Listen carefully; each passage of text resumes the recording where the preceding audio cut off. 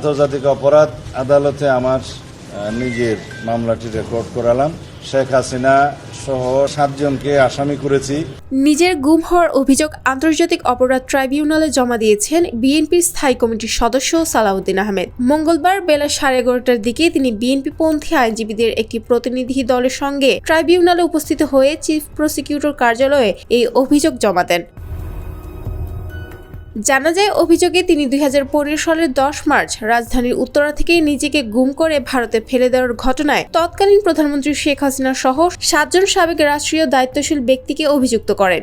বাকি অভিযুক্তরা হলেন সাবেক স্বরাষ্ট্রমন্ত্রী আসাদুজ্জামান খান কামাল, সাবেক আইজিবি বেনজির আহমেদ, সাবেক পুলিশ প্রধান শহীদুল হক, সাবেক এসবির প্রধান মনিরুল ইসলাম, সাবেক ডিএমপি কমিশনার আসাদুজ্জামান মিয়া ও সাবেক সামরিক কর্মকর্তা জিয়াউল আহসান। আন্তর্জাতিক অপরাধ ট্রাইব্যুনালের কার্যক্রম যাতে সুচারুরূপে সম্পন্ন হয় সেজন্য যমুনা ইলেকট্রনিক্স ঈদে ডাবল খুশি অফার সিজন 3, যে কোনো পণ্য কিনলেই পাচ্ছেন নিশ্চিত ঈদ উপহার। ইনভেস্টিগেশন টিম বাড়ানো, প্রসিকিউশন টিম বাড়ানো সহ যত রকমের সহায়তা প্রয়োজন সরকার যেন করে।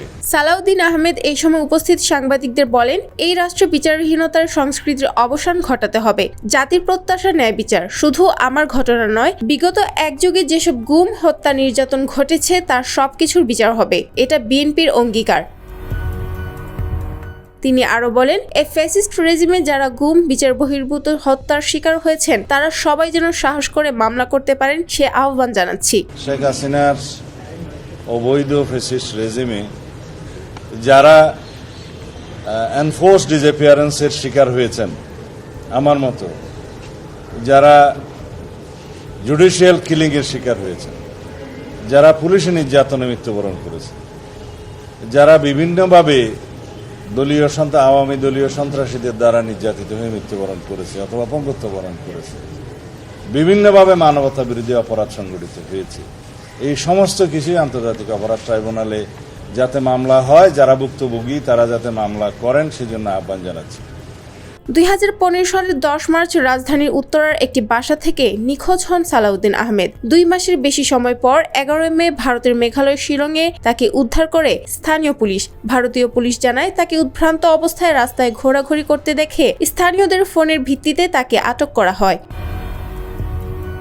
পরে ভারতে অনুপ্রবেশের অভিযোগে তার বিরুদ্ধে ফরেনার্স অ্যাক্টে মামলা করা হয় এবং 2018 সালে নিম্ন আদালত তাকে খালাস দেয়। ভারত সরকার আপিল করলে সেই প্রক্রিয়ায় 2023 সালের 28 ফেব্রুয়ারি সালাউদ্দিন খালাস পান। এরপর ভারতীয় আদালত তাকে দেশে ফেরানোর নির্দেশ দেয়, কিন্তু 2016 সালেই তার পাসপোর্টের মেয়াদ শেষ হয়ে যাওয়ায় তিনি দেশে ফিরতে পারেননি। অবশেষে আসাম রাজ্য সরকারের কাছে ভ্রমণের অনুমোদন চেয়ে আবেদন করেন এবং দীর্ঘ আইনি প্রক্রিয়া শেষে তিনি দেশে ফিরতে সক্ষম হন। এর আগে গত বছর 15 অক্টোবর গুম কমিশনে নিজের গুম সংক্রান্ত অভিযোগ দাখিল করেন সালাউদ্দিন। আন্তর্জাতিক অপরাধ ট্রাইব্যুনাল কার্যকর করতে এবং সুবিচার নিশ্চিত করতে সরকারের প্রতি লজিস্টিক সহায়তা বৃদ্ধির আহ্বান জানান তিনি। বিচার করার জন্য আমাদের হয়তো ভবিষ্যতে আরো ট্রাইব্যুনাল বাড়াতে হবে, প্রসিকিউশন টিম বাড়াতে হবে, ইনভেস্টিগেশন টিম বাড়াতে হবে, এগুলো আমাদের প্রতিশ্রুতি।